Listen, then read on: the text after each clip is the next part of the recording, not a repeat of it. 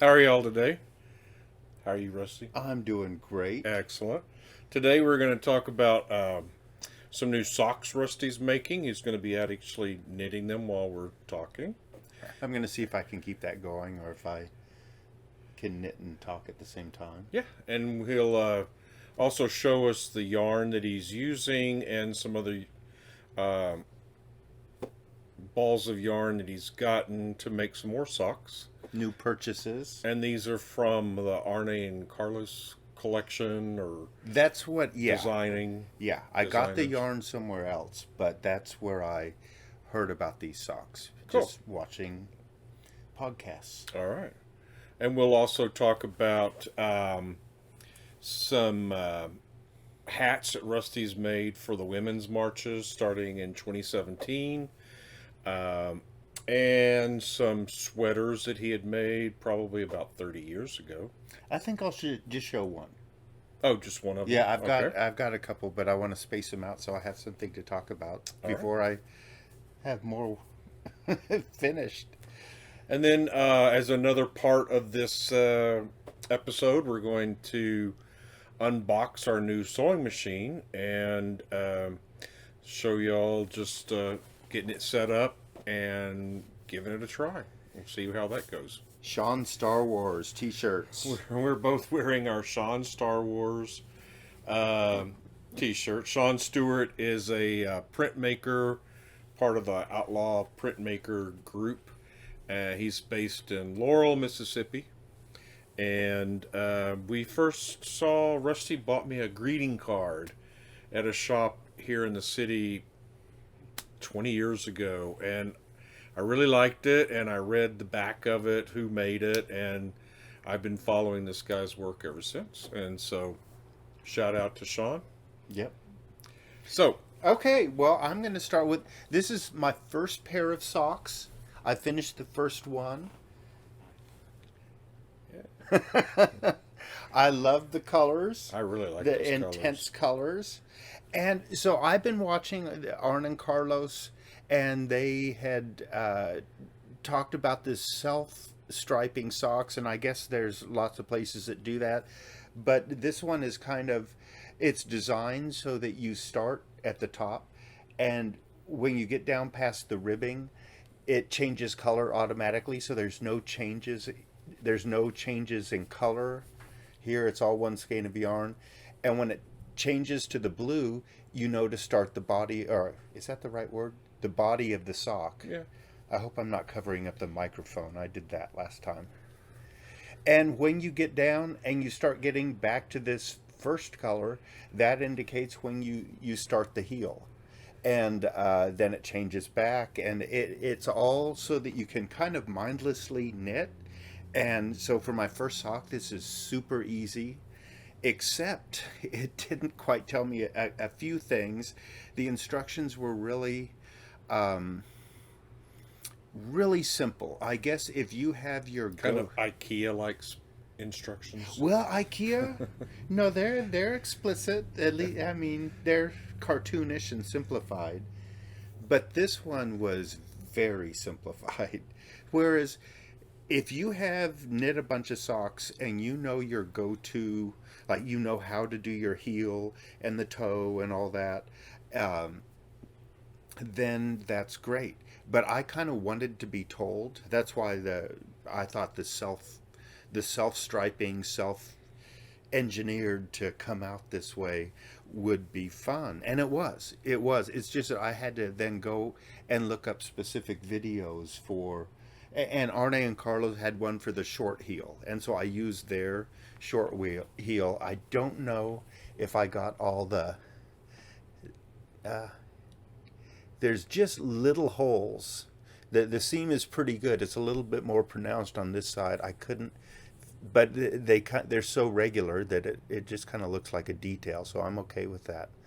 Um, but in the pattern, in one of the videos, Arne was saying, okay, well here where it changes to the where you're here, I'll go top down. You're knitting and it's all blue blue. You get the orange. He said, okay, I always do two rows here, which creates this carryover stripe, which it's really cool looking.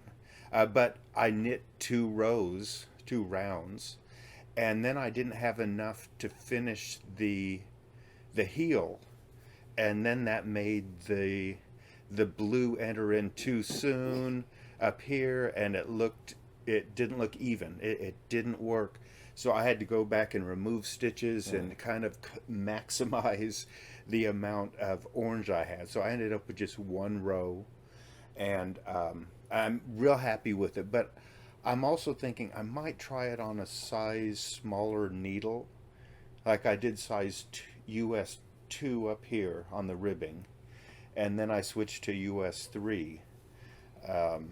But it doesn't specify that in the pattern, and it doesn't specify a pattern for doing the heel or the toe. And So you kind of tried it on and figured out where the toe needed to end up being based on your foot, right? yeah, and because this is my first pair of socks, and I've seen on other podcasts where they have those, I've seen measuring devices. It's like Yeah. kind of a rounded stick you can put into the work in progress, and you can measure the length or vice versa, however it goes in there. But I don't have one of those, but I do have my foot. But then I wasn't sure how much pull it should have and how soon I should end it, and I redid it. I actually was up till 4 in the morning one night working on this heel because I did it over and over. I did it 3 times until I was nervous I was messing the yarn up, but it looks fine. I finally, because Arne was explaining how to do this short heel, and you pick up the grandmother stitch. You like purl 2 together and then pick up purlwise the grandmother stitch, and make a stitch from that, and then you go back and but I wasn't sure how to pick it up purlwise, pick it up knitwise. His hands were always in the way, and I couldn't find the pattern, so I went back and forth trying different variations to finally see one that actually that looked. I wanted to repeat this on the other side, and I couldn't figure out the mirror image stitches, but I'm really happy with it. My first sock, I'll be able to repeat it for the second one, and I just started it, so I have got a little bit of knitting I can do here because I don't have to think about it. It'll tell me when to switch from my ribbing to the body good. of it, and You don't have to count, yeah. so I don't have to be quiet. I can talk. I can talk to him, and he can just keep going. That's the plan, but we'll see. Then I got some others. I got this. It's Regia Pairfect, and it's Schockenmeyer. And I got this from Laughing Hen, so I'm getting everything online, of course, these days. Ends. Laughing Hens, is that what I said? Yeah, and I said it'll be up here. Oh, Laughing Hens. I work 10 seconds slower than Hampton. I don't see a color, but this one has a lot of dark browns, and you can kind of see the picture. Is it going to focus on that? I don't know. I don't think so. Insert a picture later. Anyway, Of both of them. you can get a little bit of the color variations going on there. It's so exciting to see a new color start coming out of the skein. You've got to pick it from the center. You've got to start from the top of the sock. If you think that, well, it works, I knit from the toe, I can start from the other end. It's not the same the other way, so you've got to, and I think it says it on here, but Yeah, I think you read that to me. and then I have this one that's a lot of greens and blues and pretty bright reds. This one's a lot brighter, so these will be a lot of fun while I was having a Zoom happy hour meeting. It was a happy hour, and I'm having one another tomorrow night, and this is something I can actually work on while I'm talking to people. Yeah, it says start with the color 1, work the cuff. Or watching a movie. Yeah. Or I think someone called it popcorn knitting. Ah, You know, because I forget. Or you knit while I drive. I've seen so many too. podcasts. You all are blending together. I mean, I don't mean that literally, but They're all unique. yeah. So, well, that's it for the socks. I'm just gonna start knitting. Oh no. Okay, I'm excited. I'm looking forward to the color change. I thought I saw it, but I didn't. Oh, the color change already? Yeah, it's coming soon. I know the cuff is almost done. And you're But, using just bamboo needles on this? yeah, these are number 2 DPN. I don't know what brand. I haven't. Crystal Palace bamboo needles.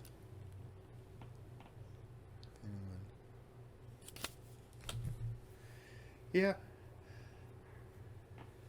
So why don't Okay. you Well, okay. get I'll us keep going talking. on the hats? Yeah, I think last week last episode we talked about my love of crowns. And so Rusty knit this crown hat for me. Little with the little kitty cat ears up here, you see. Well, all of these have that design because They're all the because pussy hat I had design. yeah, it all started up This one's kind of big. I have a January big head, 2017 for the it's a little women's big. marches. Yeah, And so they're kind of all my patterns. yeah. This But is they're- a pattern you made up, right?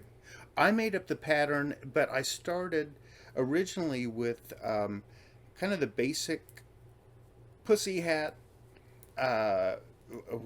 pattern. Yeah. It fits simply on one page, and it told you the width, the number of stitches, and the width, and the length, and you knitted a rectangle that folded in half, And you seamed up the sides, and then I ended up, and I was doing DPNs, and then I switched to circular needle and did it in the round, and then didn't know the Kirchner stitch, so then I started doing up the tops with Kirchner Kirchner stitch, and some of them I ended up doing a 2x2 or a 1x1 ribbing cast on, so they have kind of a cushier cast on, and so I was actually by then I guess I'd call it my own pattern, and I'm not knitting, am I? It doesn't matter. It doesn't matter. You can. I have to start using my hands. Here's another one that was your.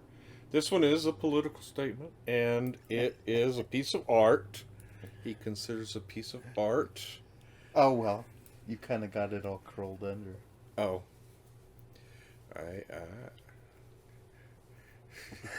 Here, let me do it. Let me do it. I'm, which I'm distracting you from. Here, turn. Oh, did I not get a? Here. Well, it can fit better than that. It's taming the Twitter.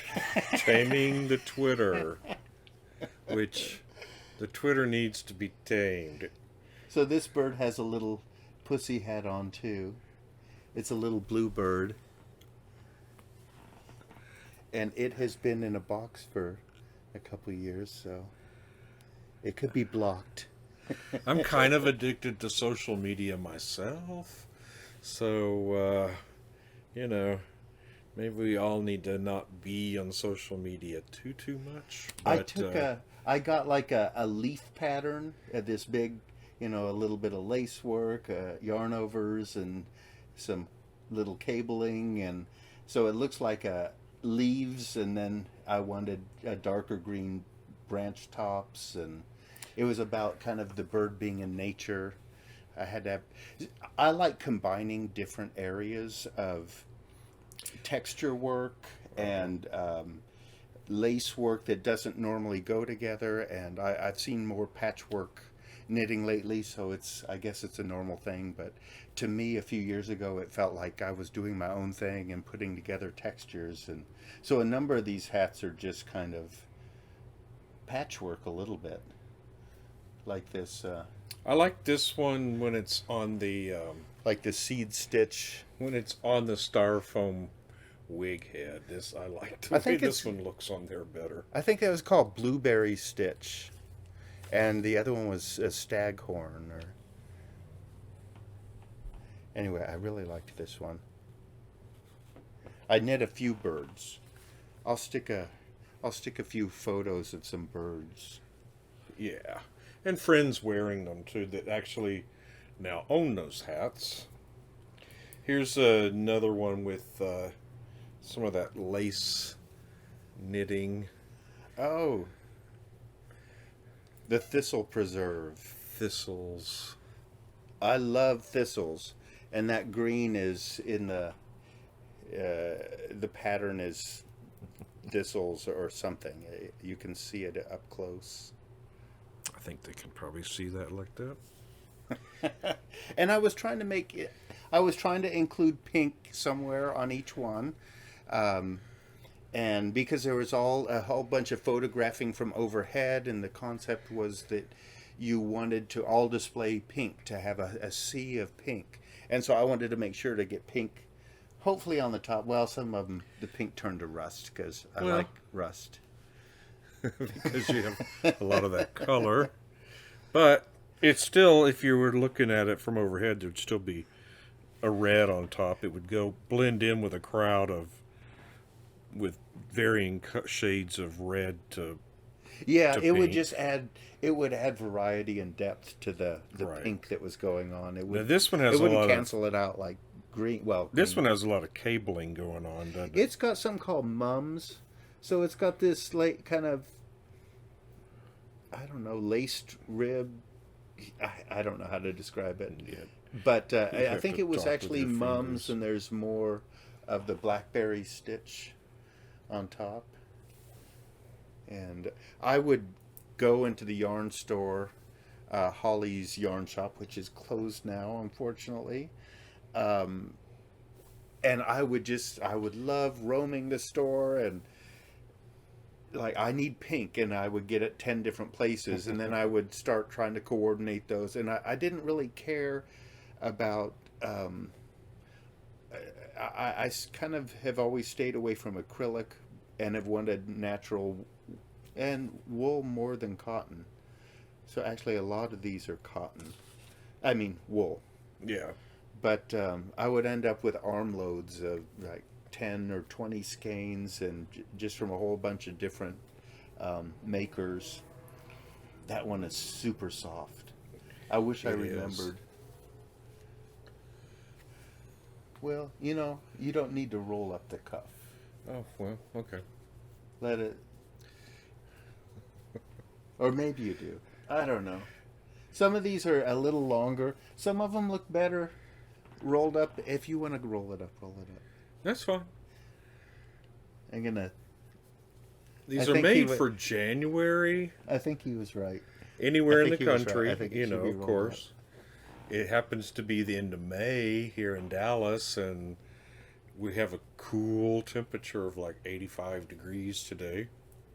So, but those hundreds are coming, and it will be too hot to even try on a knit hat indoors. But here's one of the pinks, varying colors of pinks. I don't have much of a story, although I liked the colors pinks. together. I just sometimes You were talking love about it for pinks. the color. So I picked up the pinks to kind of... That's an acrylic one. I can't remember why I got it. Although I think I went into Michael's and just wanted some varieties of pinks. I wanted each one to be unique. I didn't want to repeat the same ones over and over. They're like cat ears, but they're also kind of like Viking horns. Arrgh. Right, they're manly. Manly pink. Yep, there you go. Why not? Well, yeah, I like the one. It kind of has a simple retro feel to it. Uh-huh. It does. Like a 60s, or maybe it's the overly bright colors. And this one is just a a nice kind of grapey purple.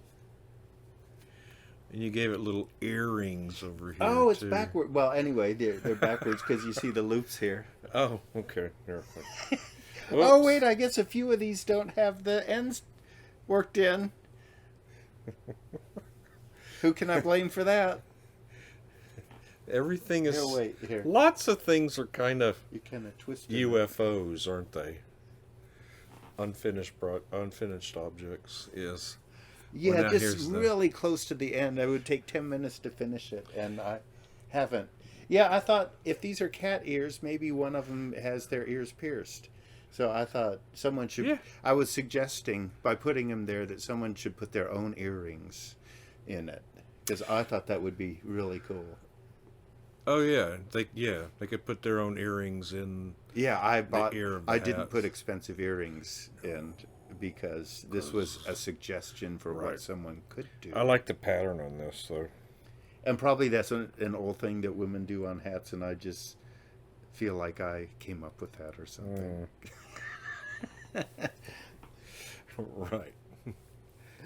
When you're a hermit, it's really easy to think that you're the only person that's thought of that before. Keep knitting.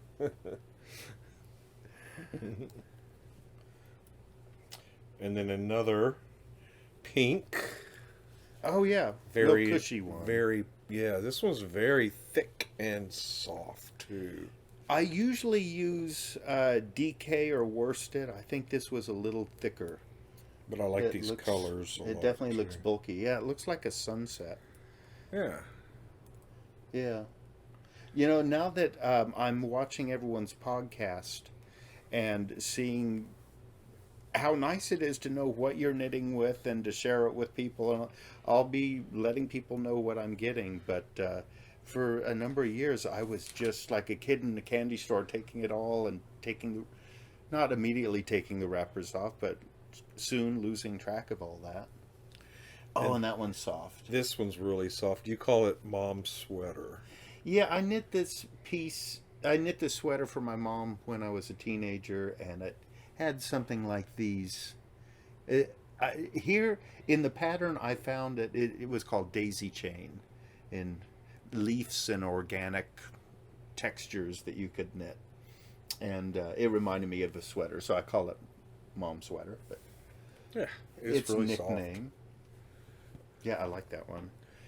soft. On the screen, it's looking kind of red, It's salmony pink. but it is really salmony pink. Yeah. Yeah, it's really nice.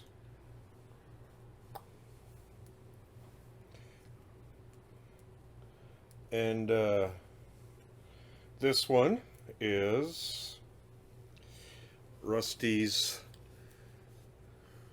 I mean, he didn't invent this design. I think it's pretty We An- talked about it last time. My cube ancient, network pattern. ancient geometry, but we've always seen it in the two-dimension, like you're seeing here on this hat. Whereas Rusty's now taking it into the third dimension as sculptural work, and now adding knitting to that. Well, I've seen it in tile work and probably Right. quilt work and Yeah, Escher. There's lots of yeah, but we've artists seen have it. used We've it. seen it in some ancient tile work too. So it's been around for. But to me, it's always looked like an Eons. interconnected. Like this one connects to this one.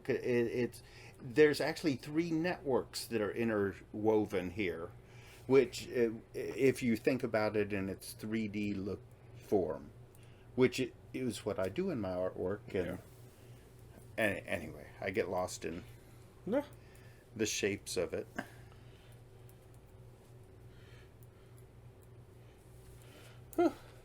And let's see. This is the last one I have to try on here. Oh, that one's a heavy one. It is heavy. Yeah. I'll show you the back first because I won't be able to turn around once I got it on. It says meow. I ran out of black yarn, so I needed to put some. I was planning on just doing black on the back, but I was running out of it. So, But this one, he's knit in You should show them the front. Well, at some point, show them All the right, front. here. Because that one's kind of hard to see. He's knit in faux pearls, pink pearls. So it has overall pink, like he was wanting. And then some blue yarn for the eyes. So it's really just 3 color, blue, pink, and black with the pearls. I'll put it on, and but it's you really kinda heavy. lose. It Those is really pearls heavy, are really heavy. which also makes this one really, really warm. It does, but it's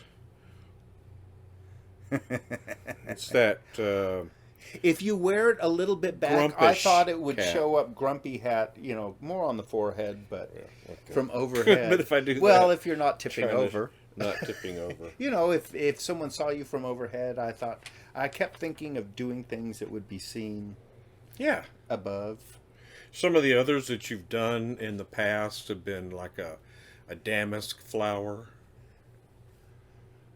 Yeah. Oh, yeah. So I did one for a friend that I took a damask flower. I think the pattern book was K Facet. I'm not sure how to say it. Well, I'll post it. Post it.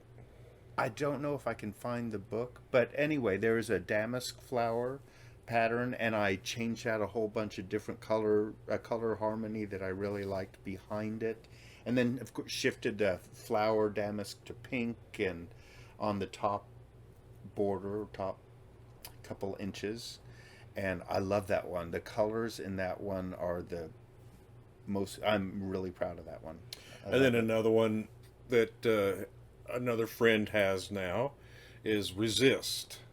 Oh yeah, One of the ones that really is words of the movement and Pink Resist. I did this kind of a letter. Is it called letterbox? A drop shadow. I did Oh, a yeah, drop shadow on that one, and color work had been kind of new to me at that time, and I was learning a lot at this point when I started doing these a few years ago, and now I'm just as comfortable with color work as I am with cabling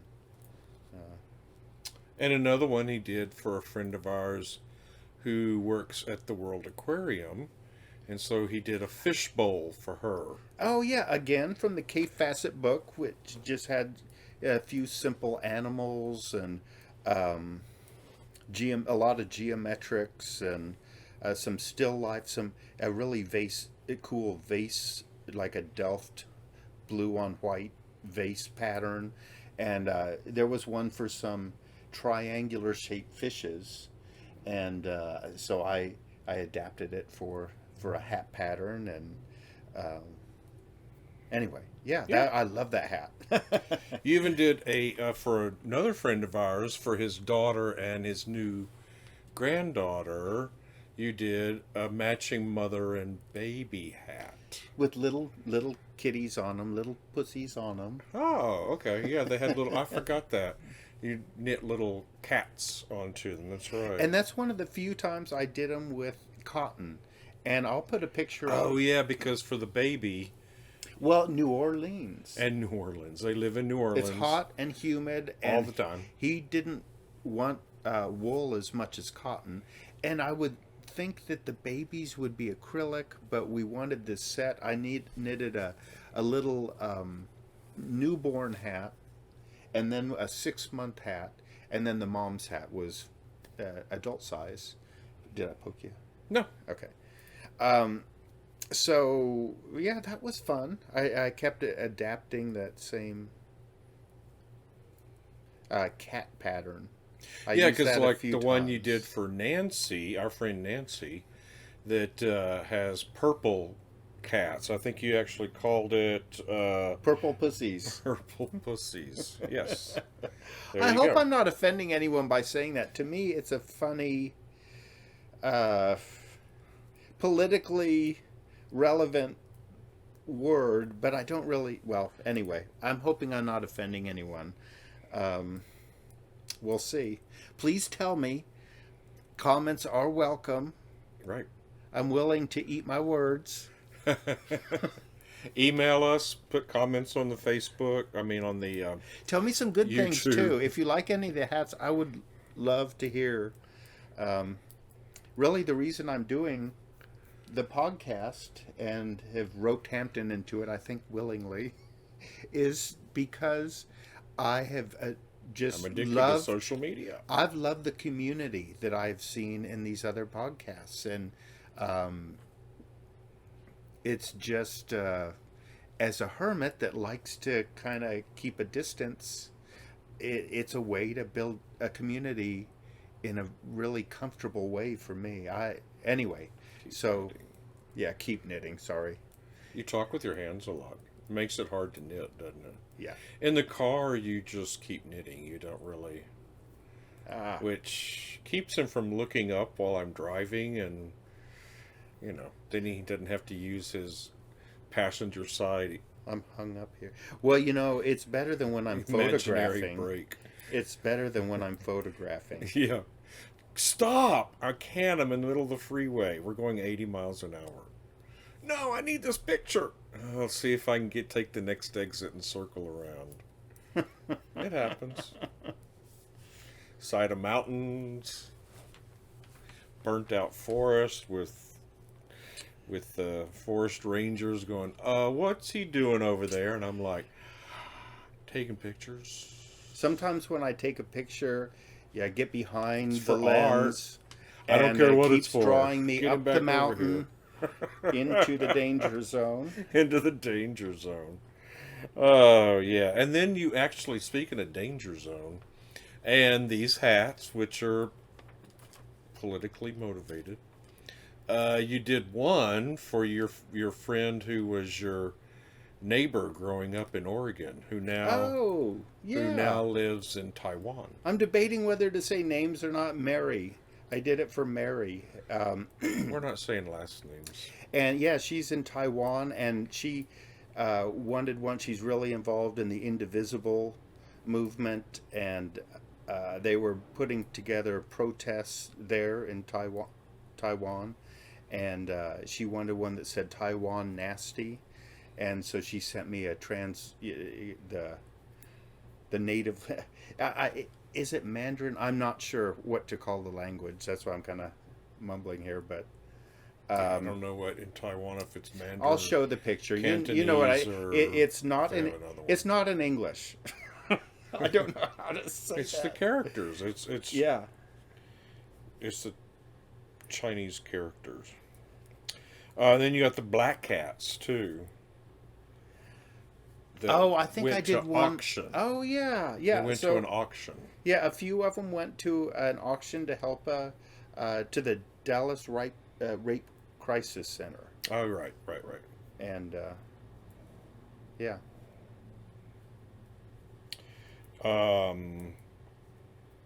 City cat with pink ears. Oh, Stephanie got that one. Oh, yes. Yeah, one of the first ones I made, and it has duplicate. It's gray, but it's got duplicate stitch in triangles in the ears, so it looks like the inside of ears. And oh yeah, kind of a. It's been a while since kind I've of seen a lipstick some of these. pink little stripe and a couple grays around it. It's a nice. I hope I'm remembering that right, because I'm about to put pictures up showing this. And cat's tooth. Cat's tooth, yeah, a black and pink one.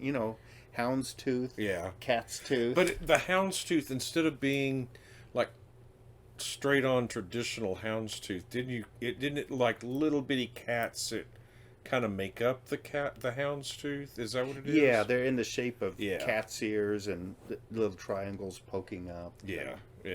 I didn't come up with the pattern.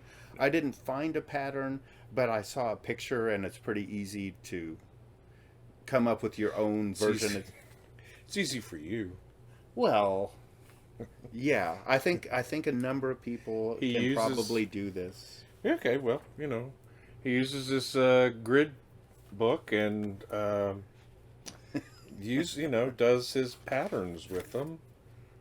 He designs what he's going to do and figures it out, either so he can translate a picture he saw, or or make up his own thing. So, then he's got all the little drawings and graphs and Oh, stuff like that. I'm getting blue. Okay, so here. Ah. See, it's switching from the orange to the blue. So finally, I'm about done with this cable, this one rib, not cable. And as soon as I hit the blue, I get to just start knitting. Yay! Yay! Ribbing does take a while. Lots of fronts to the backs, backs to the fronts. I guess Whiskers is the other one Oh on yeah, here. Terry has that one. I like that one. Just little cat faces, and on one of them I stitched on some whiskers and a pink nose on Oh, a whole yeah. matrix of cat, Uh-huh. triangle heads, and one of them has whiskers and a nose. That one was cute. I liked it. So cool. You switched to the blue. Well, I will in a minute.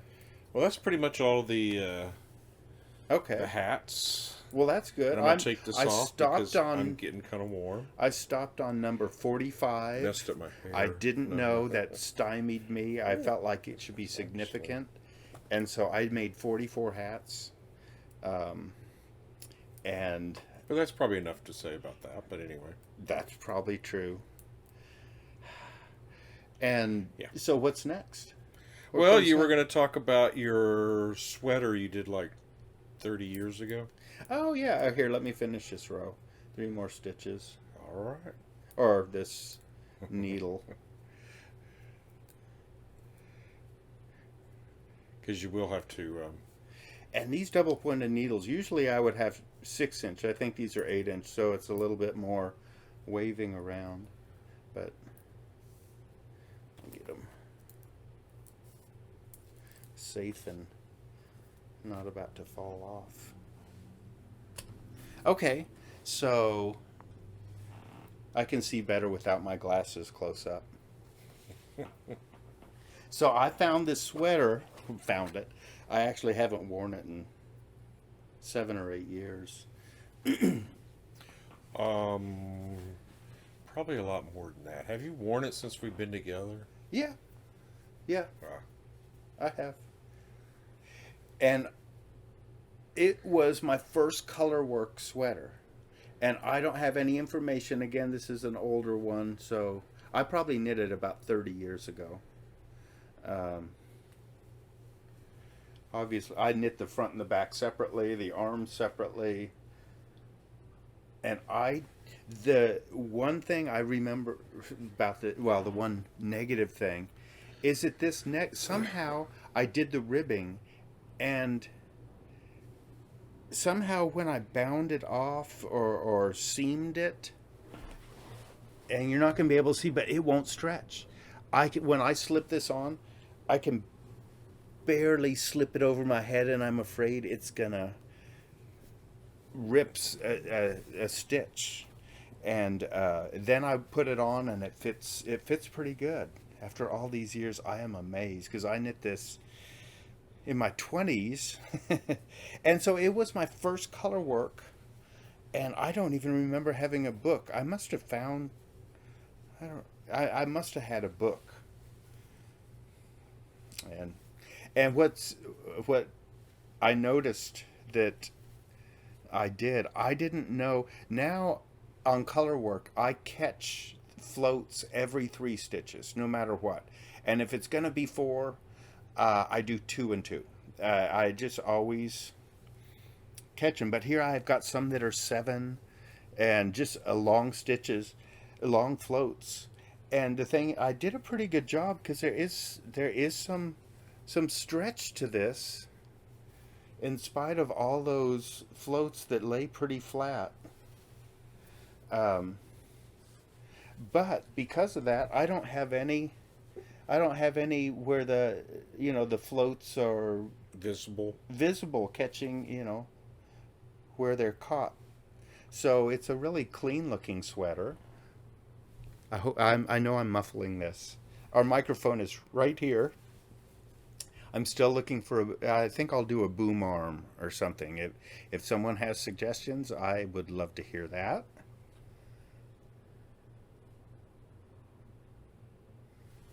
So anyway, this is a really warm sweater that I don't get to wear in Dallas very often. And one other thing that I noticed, I get a self-confession here. More undone ends. It's Look at actually this. a UFO. It's an unfinished object. After 30 years. But you've worn it. I've worn it, and I guess I remember every time I put it on, but I block it out. I need to weave in the ends. It seems like it would tickle if you put it on. Having all those things I don't inside. know.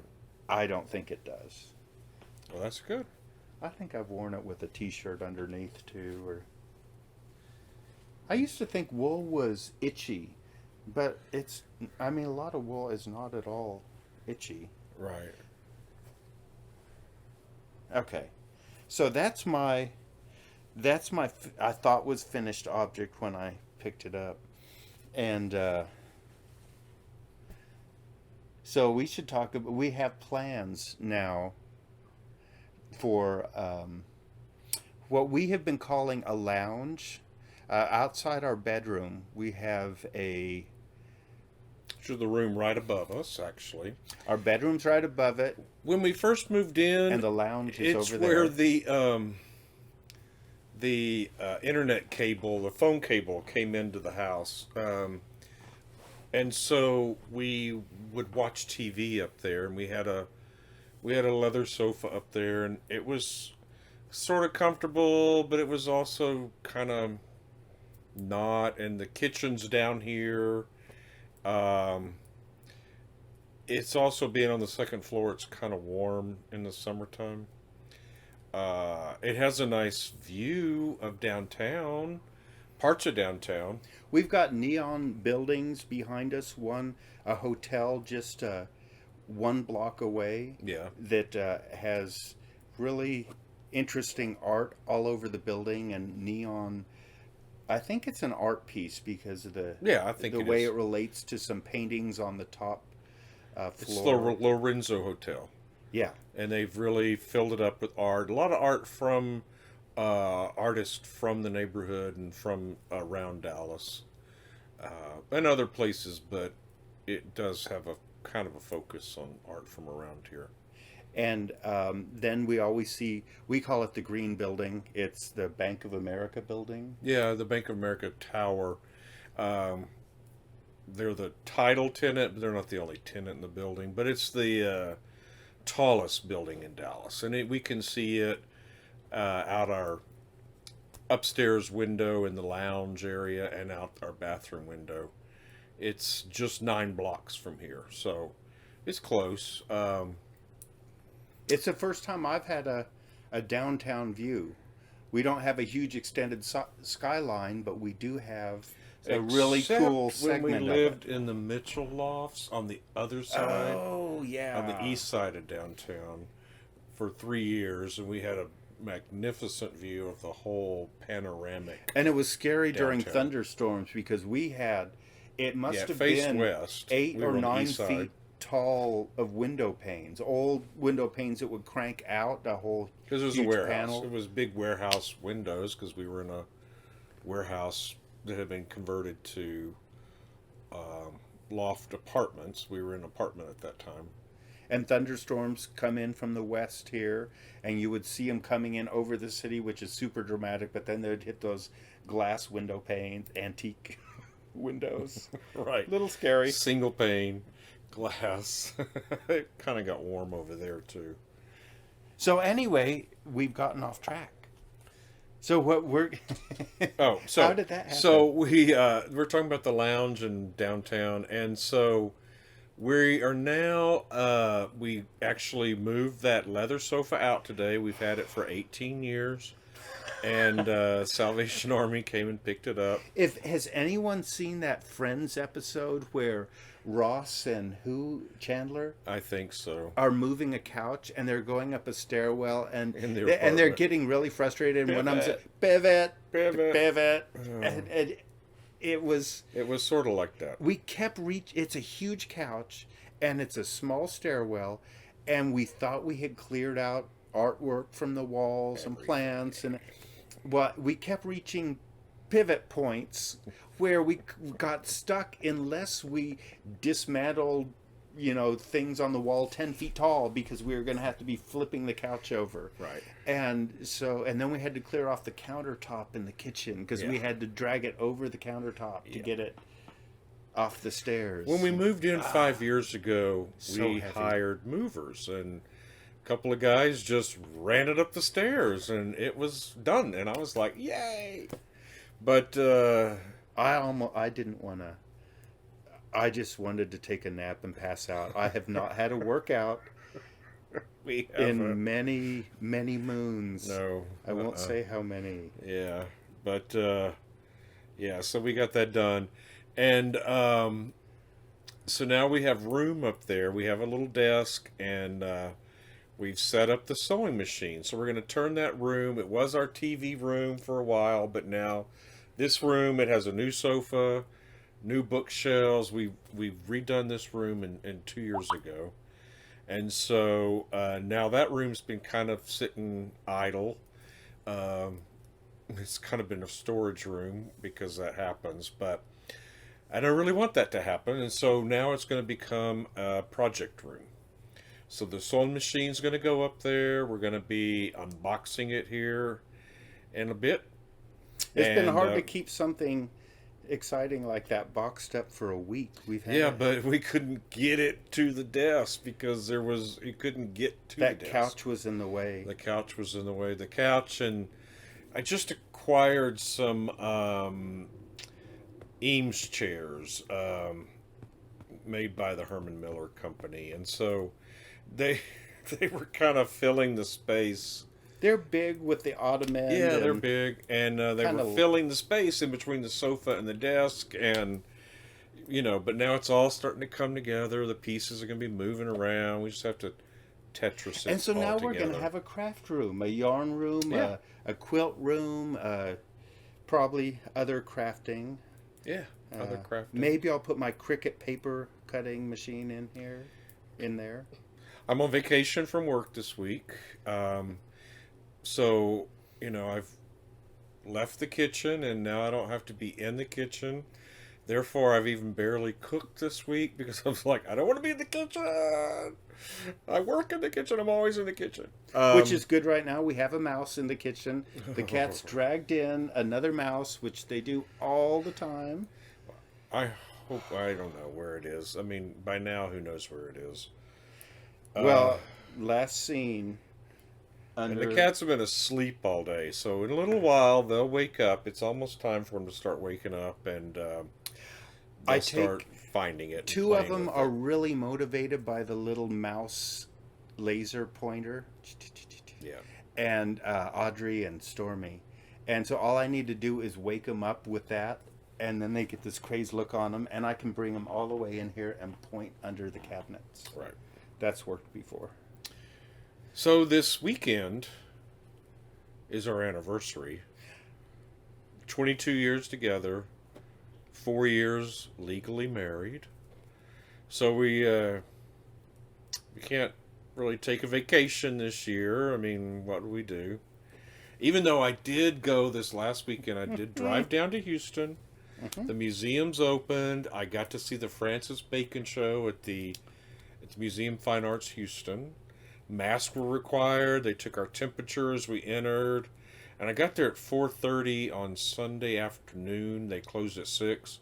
So it was not crowded at all. I got to be in the big galleries by myself with just this...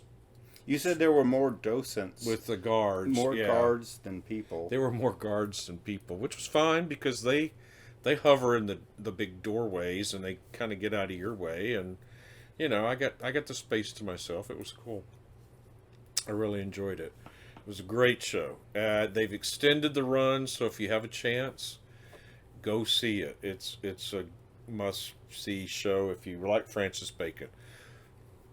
His work's not for everybody, but it's definitely my favorite 20th century, mid-century painter. Yeah. Definitely. Wildlife story, and the paintings definitely reflect that, but he grew up. Grew up during World War One and World War Two, and so his paintings do reflect a brutality of man in there, and But they're beautiful. The curves, the way he yep, deconstructs flesh. I mean, he just yeah, really conveys. I don't know. Now, I yeah. can't. Whether it's butchered meat or wrestlers or lovers or um, a matador and a bull ring. With a Picasso pope. wasn't the only one who did bullfights and in his paintings during that time period. So You like his pope too?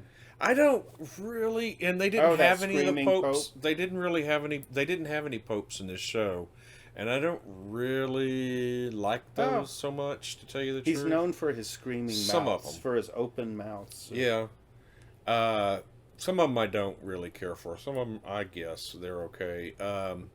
And they're a takeoff on Velasquez's Pope. So it's interesting watching that art history play out in that mid-century art. But in this show, there were no popes. There's some self-portraits. I think there's one Oh, of his most oh yeah, famous like where he's self-portraits. blue and it has Hmm. some circles that look swiped. Yeah. And And then it's got the last. So the show kind of starts with the painting, one of the triptych of his lover George Dyer's suicide, uh, which he painted for a number of years after that. That was a catalyst in the changing of his work in the last 20 years of his life. And so it's interesting seeing this group of work all from the late period, and then it ends with a triptych of his final um, do you think you're going to post some of these relationship. pictures?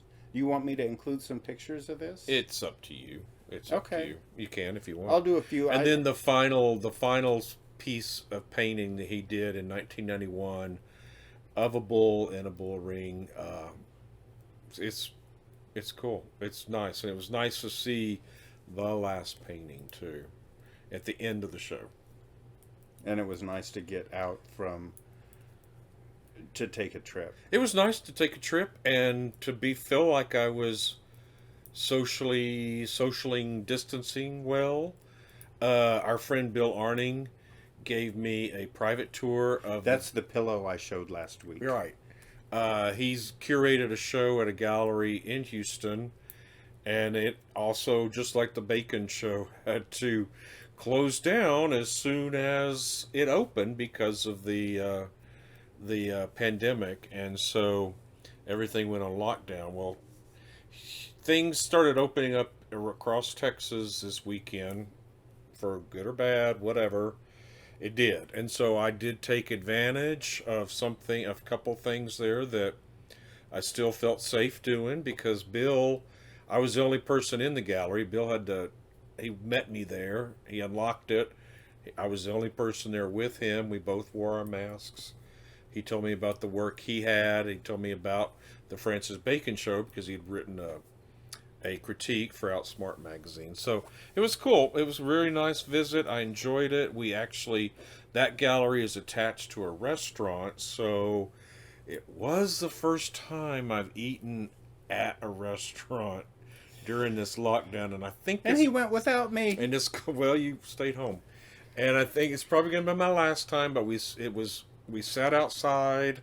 There were nobody else around us, and the table was wide, and it was really nice to visit with a friend. But we didn't hug.